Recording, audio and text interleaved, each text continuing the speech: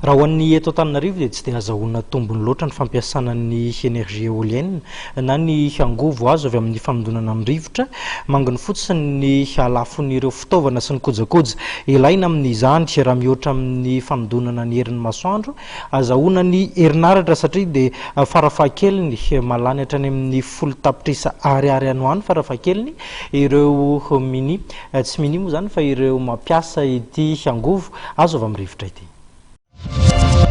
Ny éolienne eto Antananarivo no sarotra ny fampiasana azy satria misy zavatra takiny zany vao ahafahany mamoaka herinaratra. Ohatra fotsiny hoe rehefa hiainga ny éolienne dia misy vitesse-na rivotra andrasana, dia rehefa hamokatra ihany koa izy dia misy vitesse-na rivotra ihany koa andrasana ahafahany mamokatra herinaratra.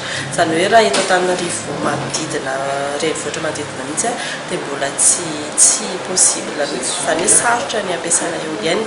Fa kosa raha ohatra hoe mivoaka manodidina Antananarivo mahitsy ohatr'izany izy no afaka ampiasaina. Izany raha mbola tsy tena hoe le ngeza fa le kely tena hoe ahafahana mamokatra jiro sy hazavana vitsivitsy fotsiny. Fa raha tena hoe trano manontolo no ampiasaina éolienne dia tsy mbola eto Antananarivo fa mbola sarotra mihitsy.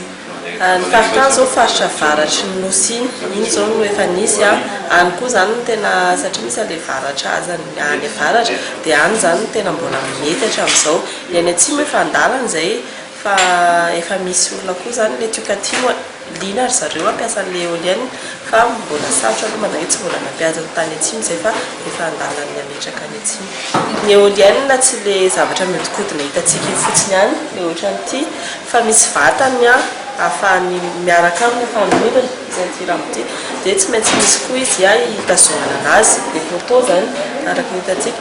Io poteau io spécial satria matanjaka be ny éolienne, izany hoe tsy afaka atao zay poteau hita rehetrarehetra eny zany no hitazomana anazy fa tsy maintsy voatokana any amin'izay mihitsiny.